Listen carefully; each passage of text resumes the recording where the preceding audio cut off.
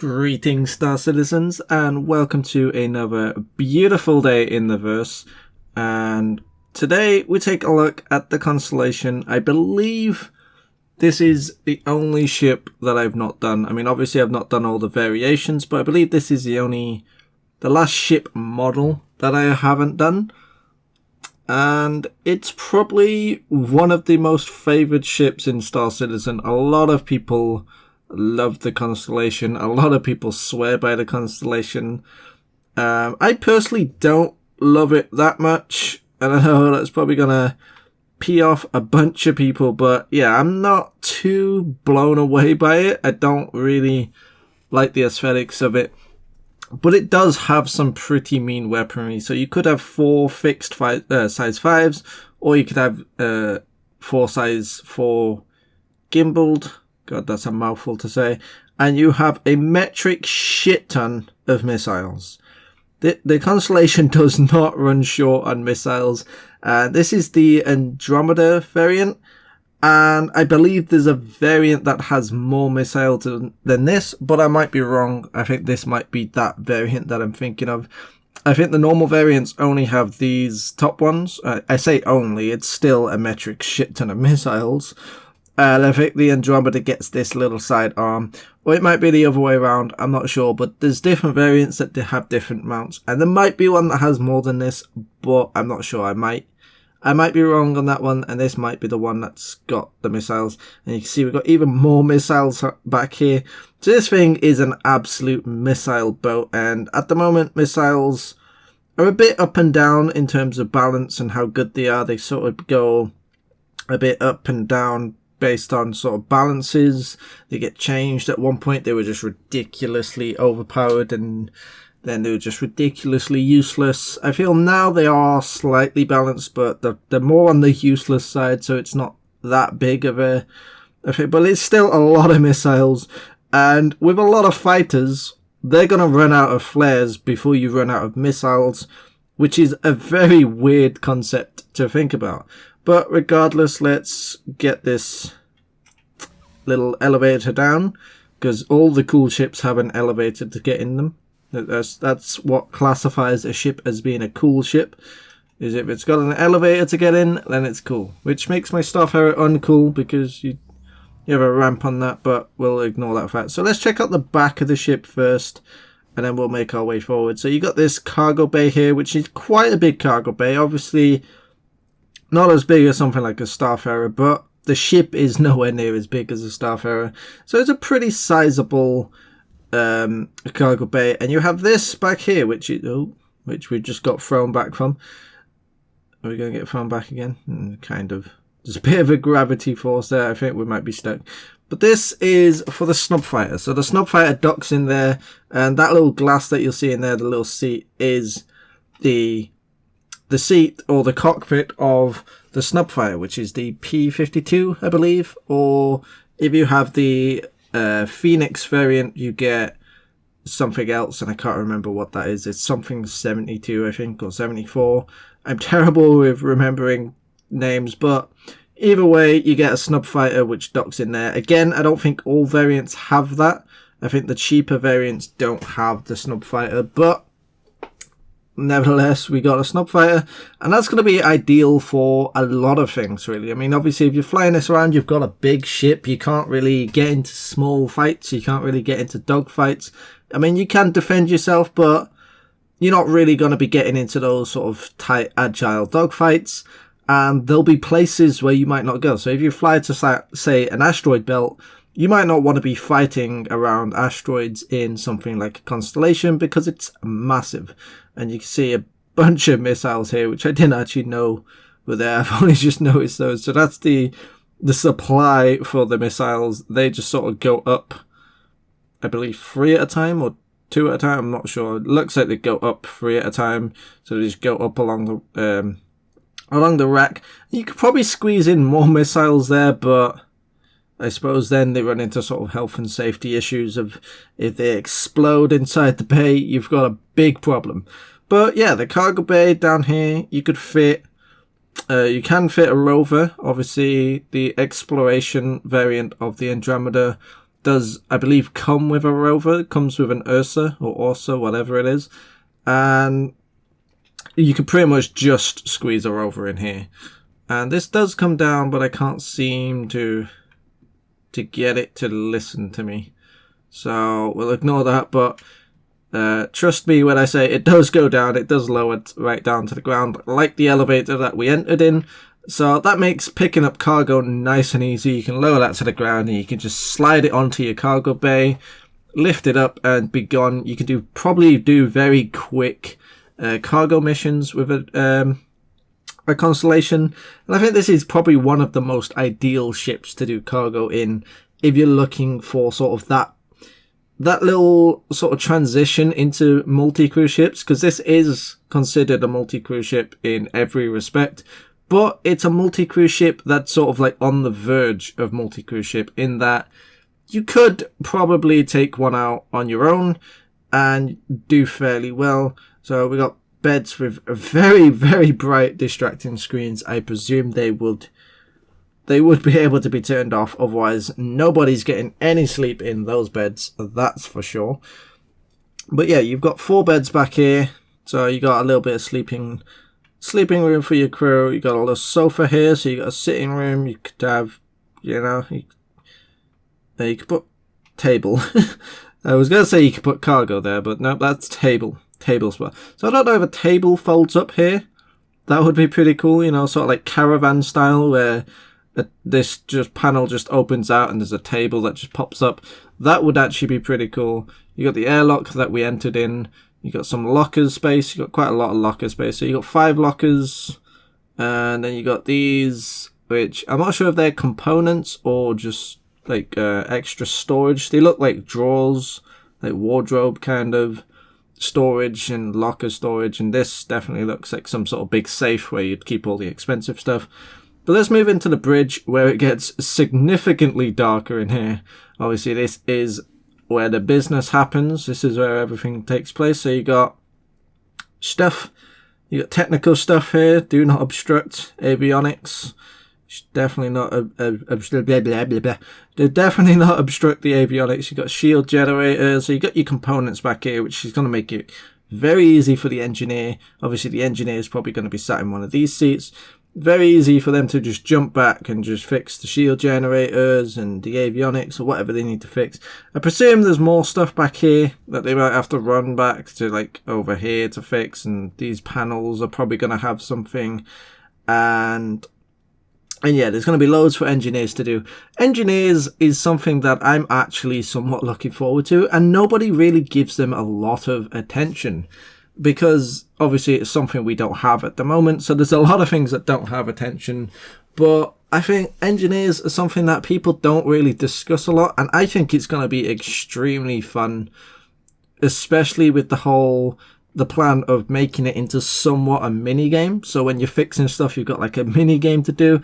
I think that'll be fun. It'll give you something to do, and it'll be a little bit less tedious than just sort of push buttons and fix this and fix that. I think that would be pretty dull as an engineer, but the fact that they're trying or planning to make it quite exciting is intriguing to me, and I'm looking forward to doing engineer work. I mean, obviously I'm probably just going to be the captain of my Starfarer, but I would probably do some engineer as a captain. I'm probably going to be the kind of captain that's also going to run back and fix stuff, because I won't trust my engineers to do it properly. I'm that kind of guy.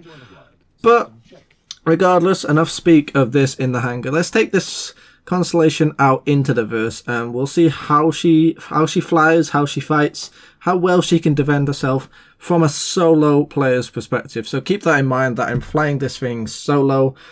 Obviously there are turrets that could be manned, and that would make it significantly more effective in combat. So this is from a solo perspective, but let's take a look.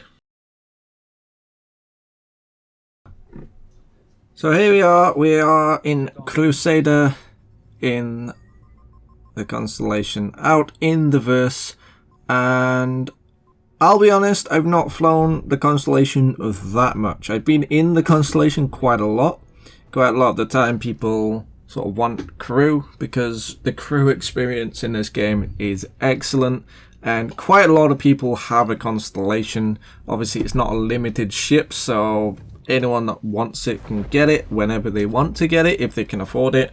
And a lot of people love the Constellation, as I said before, because it is a very nice ship. It's a very versatile ship. I personally don't like the Constellation. I'm not a big fan of it. But it is a nice ship. It's a great ship to have. I just don't personally like the aesthetics of the ships. It's just not really my style of ship. It's not something I can see myself in. But that isn't the same for everyone else. There's a lot of people that love it. So let's fly out to Korea, which is completely empty, unfortunately. I was hoping to shoot someone. So the turrets that we've got on this are gimbaled. They're size 4 gimbals, as I said before. I think they're the M5A laser cannons, or M4As. I can't remember which one's the size 4 and which one's the size 5, because their sizing thing is weird. Like the M7A is the size 5, I think. But it would have been simpler to call the size 5s the M5A and so on. But whatever, we don't question CIG and their logic on naming things. We just go with it. But regardless, we've got size 4 weapons on it, and they are gimbaled. There's a lot of issues with the gimbal, so we might have to lock them and go fixed, which might make it a little bit unusable. I'm not sure how well we'll do with locked weapons, but we might have to lock him, because I know there is some issues with the Constellation with the gimbaled, where I don't know if it's lag that plays a part or something else, but it'll get a moment where it just won't shoot where you're actually aiming it, and the only way of sort of getting past that is fixing it. I get the same issue with the Starfarer, so it isn't exclusive to the Constellation. It seems to be all sort of big gimbals for some reason, or big ships with gimbals. I'm not sure what actually causes it, but yeah, we might have to lock those weapons. But that'll be a good test to see how effective it is with locked weapons. If I was to get one, I would probably actually have fixed size 5 weapons just to make use of size 5 weapons, and fly around that way and just target sort of bigger ships, go for Starfarers and other constellations, and in the future possibly go for maybe like Polarises and maybe small capital ships, or maybe even big capital ships. We'll have to see sort of what damage we can actually do to them. I can't see us doing that much damage to them, but you never know. And just like the Starfarer, it is a slow ship to get around. Obviously, it's not built for speed. It's not built for agility. It's built for utility, and that's what I see the Constellation as. It is the ultimate utility craft, and it's the ultimate sort of modular craft. If you want a modular ship, then the Constellation is going to be a very good ship for modularity. It's going to have a lot of things that you can switch out with it. It's going to be a very sort of versatile ship in that respect, in that pretty much everything you get on the ship can be swapped out for something else. So if you want an exploration ship, you can build it to be an exploration ship. If you want a combat ship, you can build it to be a combat ship. And if you want a cargo ship, you can build it for a cargo ship. So whatever you want, you can build for. And obviously you can build in between. So if you want a bit of a sort of combat hauling ship, you can go for that. If you want a bit of a combat exploration ship, whatever mix you want to put into it, you can make it the ultimate jack of all trades, or you can have it very specified. It is completely up to you. And I think our weapons have bugged out. We're getting some hits, so maybe not.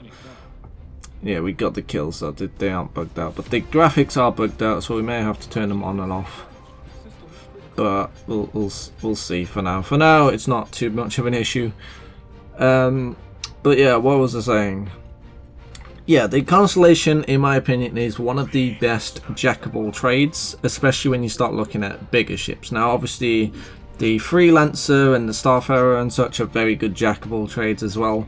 But if you're talking sort of big and affordable, this is the ultimate ship to have, especially if you don't know what ship you want to have. If you are stuck in that sort of position where where you put in a ton of bullets into a Gladius and it's not dying. I think our weapons are bugged out. I think the whole lag thing that I was talking about, we might have to fix our weapons, but we'll see.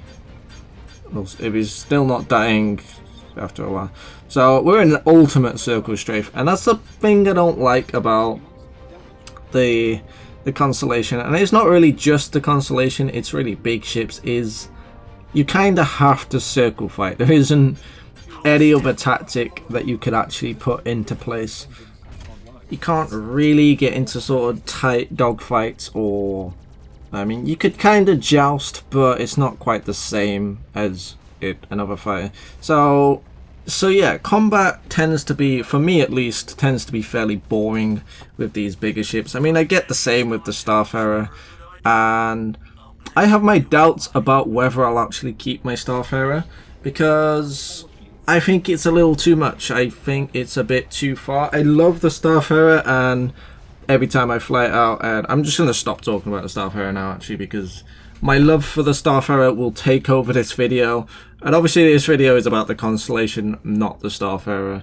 But yeah, combat for these bigger ships, for me at least, ends up being pretty dull. It's very simplistic, and that shouldn't really put anyone off these ships, because these ships aren't about the combat. It's not about the piloting, it's not about the combat, it's about the multi-crew aspect. Obviously they are multi-crew ships, and not a lot of people understand the multi-crew aspect. I personally didn't really understand the true strength in the multi-crew aspect, because before I even had a multi-crew ship, I looked at it and I thought, okay, that would be cool. It'd be okay to, you know, have my friends in the ship with me. That would be fun. It'd be a nice little social interaction where we could all have a laugh and we'd all fly out and we'd do all this wacky stuff together, and that'd be fun.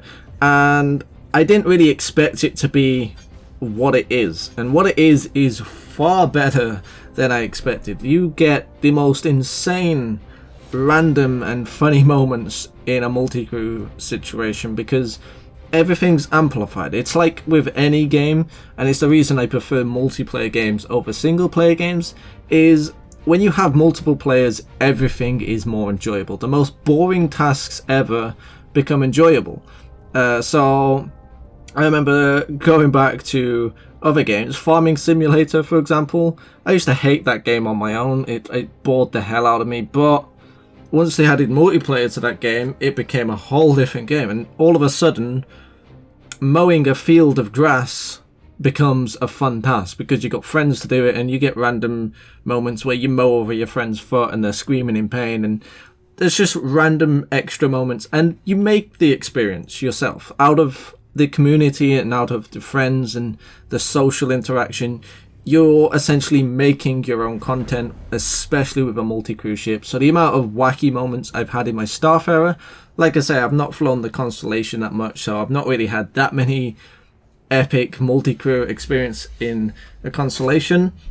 But if the Starfarer is anything to go by, you get the most random moments, especially when you have that multi-crew aspect with randoms that you're not communicating with and you're not friends with, because you end up with completely unexpected outcomes where you could get shot in the back of the head by someone that was just sitting in the back of the cockpit. You didn't even know he was there, and he just snuck on, and in the middle of a fight you get a bullet in the back of your head and he takes your ship, and then your crewmates are trying to kill him and they're trying to find him. There's just loads of random funny moments, and I think that's what makes these multi-crew ships most enjoyable. So the fact that they're not that great at fighting shouldn't really put you off. And I mean, I say they're not great at fighting, that was actually the wrong wording. They're not enjoyable to fight for me. They're not sort of exciting fight. It's not the same as fighting with a Sabre or a Hornet or an M50, where you've got constant twitch movements and constant like action and speeding, fly passes. You don't have any of that. It's mostly just this. It is circle strafing, shooting back at whatever's shooting at you until one of you dies, most likely going to be the other guy because you've got bigger weapons than him. And on the topic of combat, the Constellation is probably one of the best multi-crew combat ships.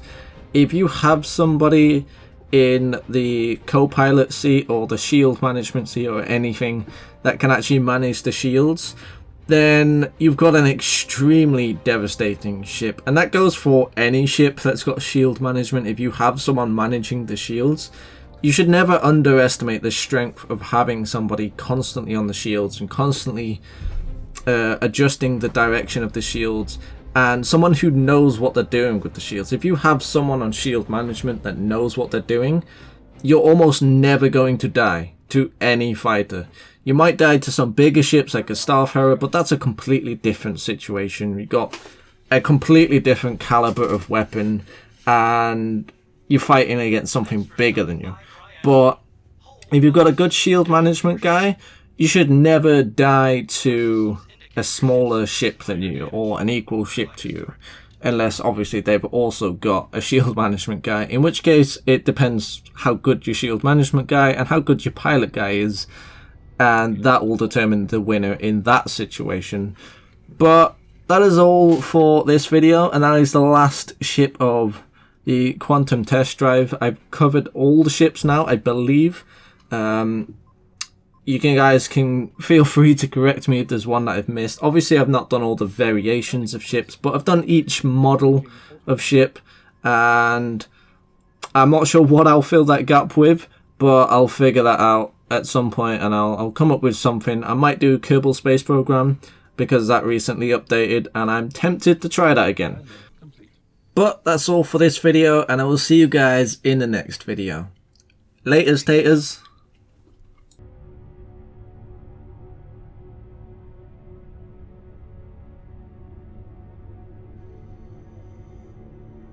Beginning fueling.